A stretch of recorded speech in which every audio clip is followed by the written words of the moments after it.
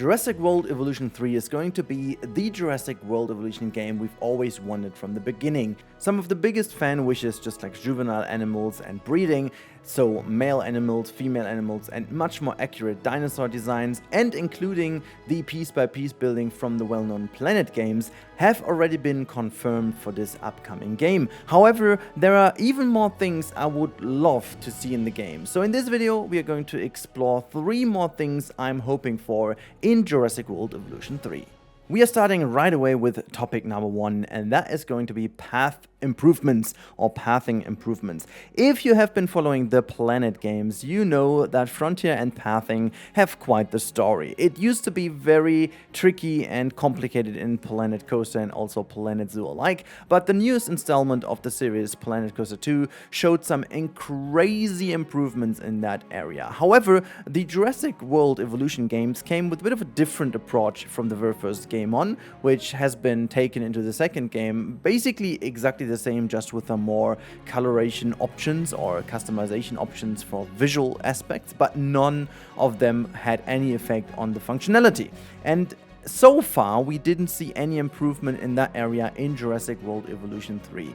There is one screenshot, what I'm going to show you right now over here, which seemingly has a bridge in it, but I'm actually guessing this is just scenery rather than actual bridge, because there is kind of something in the Zen garden in that shot, so I wouldn't be too hopeful when it comes to this specific screenshot. But nevertheless, I do think this is a very important bit. I've recently watched a lot of other people building their huge parks in Jurassic World Evolution 2. I love watching Evolution Square. I love watching other people that do build crazy stuff, you know, but then always it feels like they have to go into the, you know, kind of fantasy area when it comes to building overpaths, tunnels, and so on. So the versatility in building these things is not given, but even more so, I think it has a very functional aspect. Now, getting all these beautiful options, building natural habitats and, you know, using nature to kind of form your habitats with the barriers and so on,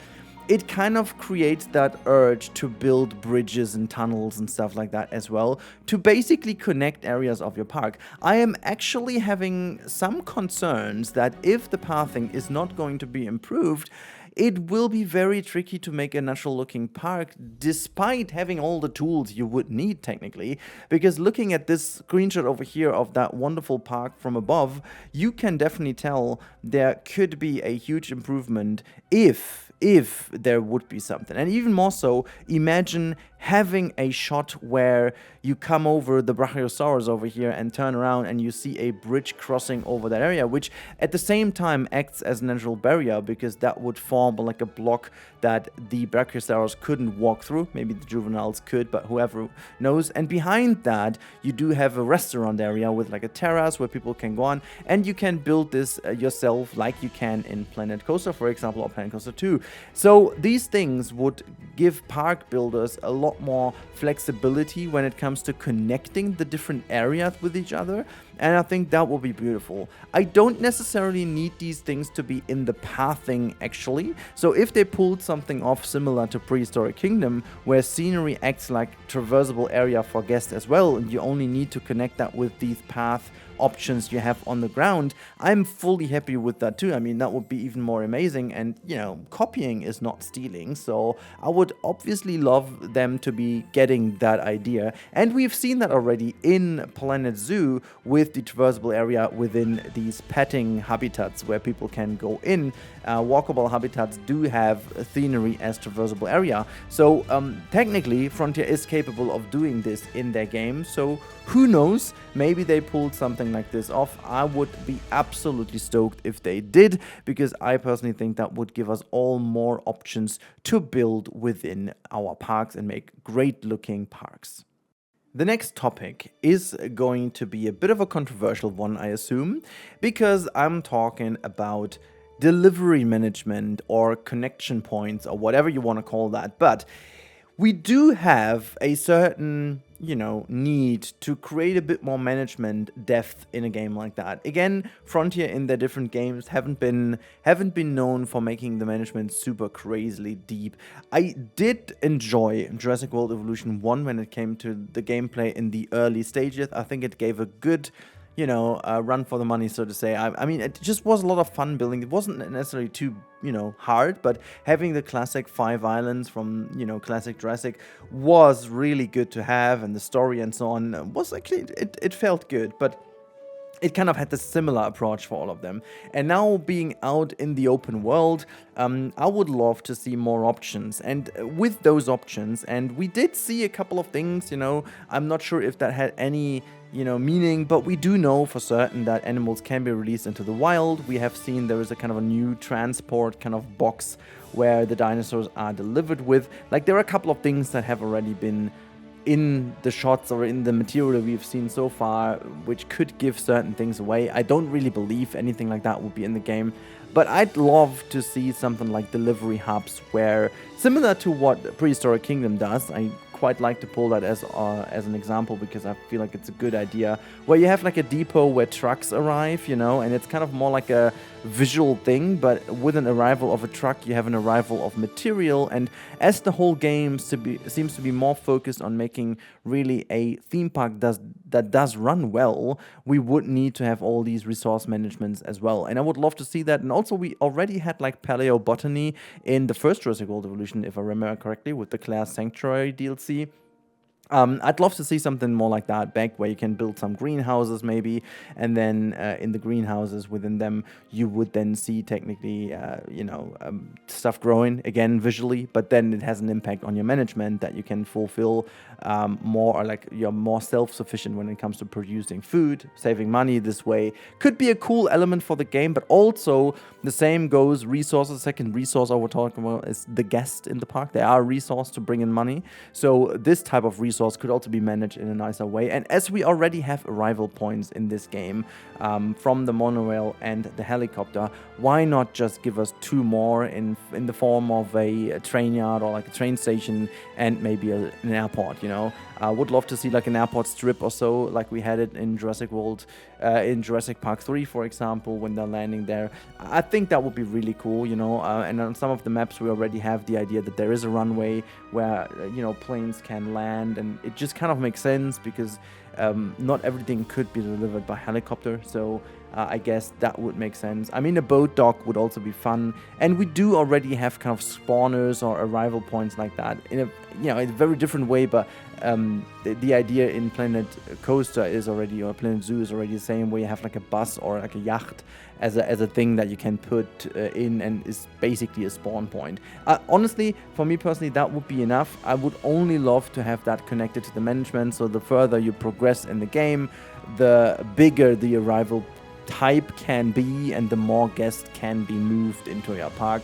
Again, it may actually even depend on the biome you're in. So if you're, for example, on an island map, then maybe a train connection doesn't make any sense, but then you get access to the yacht instead, or the boat connection, while when you're on land, maybe somewhere in the central land where you don't really have a water connection, then boats obviously don't make any sense, but then you have trains instead, and it depends on which of those you have access to. You can then increase the total amount of guests that can get into your park. I do know that I've talked about that quite a lot already in the other game kind of prediction videos I made too, but it just kind of is that one element I would love to see in the game. Games like Prehistoric Kingdom and Parkitect have shown how well this feature can be implemented into a game and how much of an impact it can have. So I really would love to see it in game. I really would love to see how this plays out with the gameplay, but also the kind of tools it gives creative builders to make realistic access points to your parks and so on. That would be fun. I definitely would appreciate that, absolutely. The last thing is a bit surprising, I assume. It is going to be disasters. Yes, classic disasters. So before I go into that, I did think a lot about this third point. So I actually felt like there's a lot already to appreciate about the game, and I was struggling to find something meaningful that is not going too much to go into more details. Or yes, I would love to see more kind of path elements like, bins and benches and blah, blah, blah, and some other things, this and that dinosaur. But they would, it would be too little, too less for like a video like that, and too little to be meaningful enough. But then I thought about what is the core of Jurassic for me personally. And I think the core of Jurassic also is chaos. The core of Jurassic is that things don't run well. And the more I thought about that, I was like, the whole game felt too much going towards a Planet Zoo Jurassic variant rather than a Jurassic Park game. And I think this is exactly the essence why I thought so.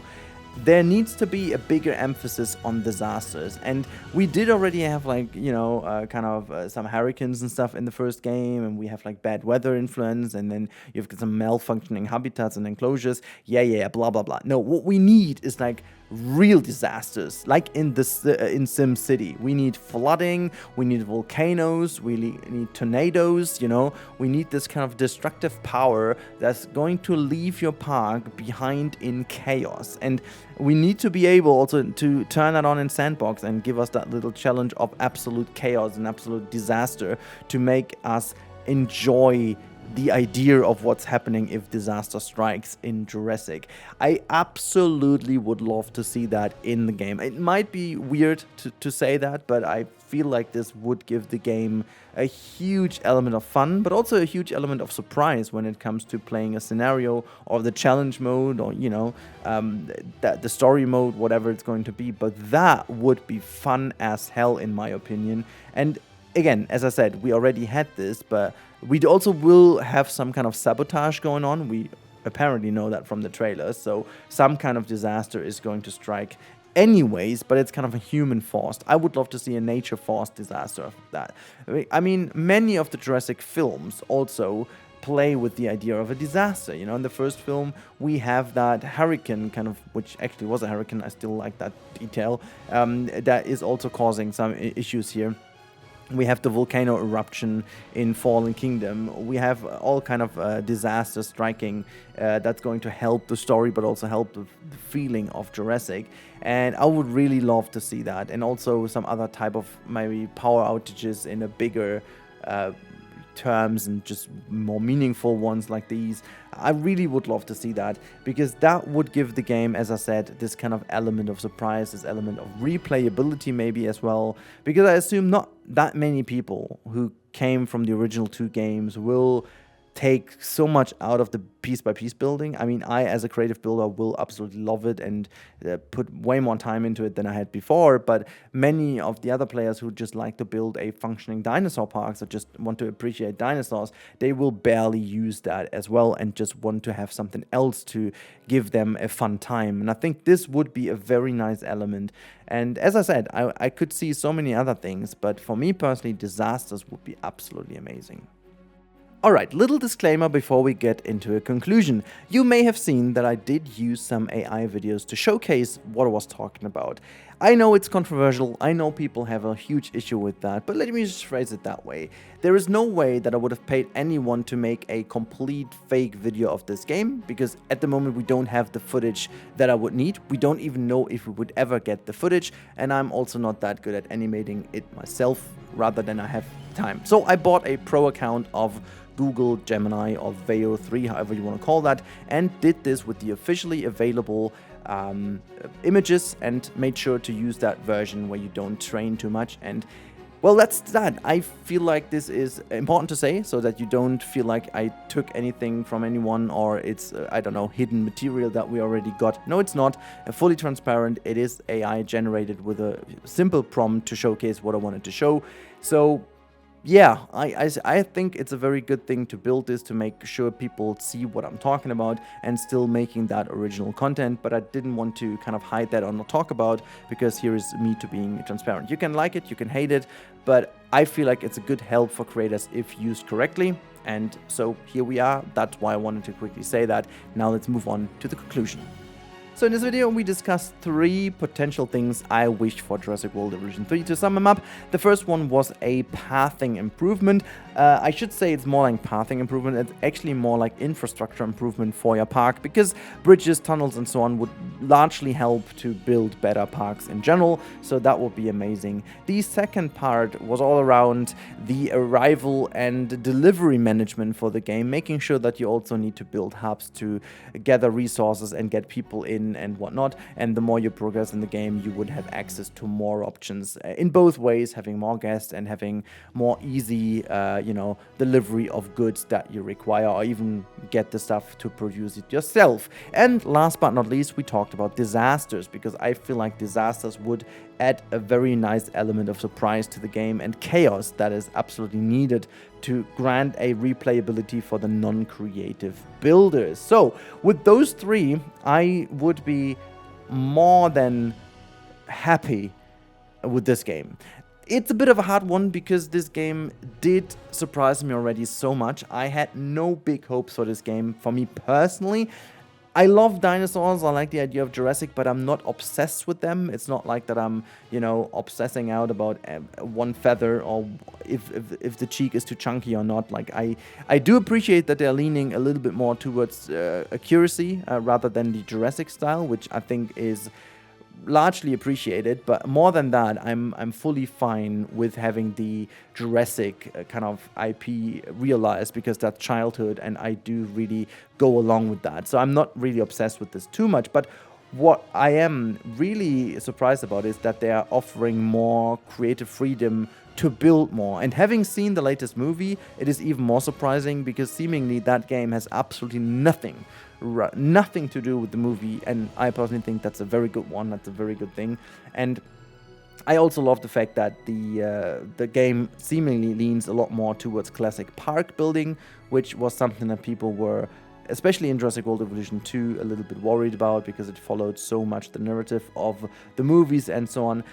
So I'm very positively surprised anyways, with all the introduction of like juveniles and the piece by piece building and automatic waterfalls and the better improved terraforming and so on. The list goes on. So if the game isn't a full disaster when it comes to bugs and to performance, this let alone will make this game already so much more appreciable for me personally, and just making sure that this game is the game that people have always wanted. So I wanted to go into 3 points that would get the icing on the cake for me personally, and that's my very personal opinion apparently. So if you are absolutely different in your opinion, and if you can't agree with anything I said, that's totally fine. I would still love to see you down below in the description. No, you can't get into the description, that's mine by the way, but in the comment section I would love to meet you, hearing what you would love to see from the game, what you still are missing when it comes to Jurassic World Evolution 3 that hasn't been talked about. So to also see what you guys are estimating and see who's right, who is wrong, what we're getting and whatnot. And I'm always finding a few people put these comments in. For me personally, that is very interesting, because you have ideas that I would never come up with, and this is so fun to see who of you is right then in the future and who was maybe very close. And yeah, I just love that. So please make sure to jump down into the comment section down below, and if you've got any issues with the AI stuff, you're free to say that, but please stay polite. That's all I'm asking for. Anyways, have a good one. Thank you so much for watching as always, and don't forget to let me know what you would love to see in Jurassic World Evolution 3.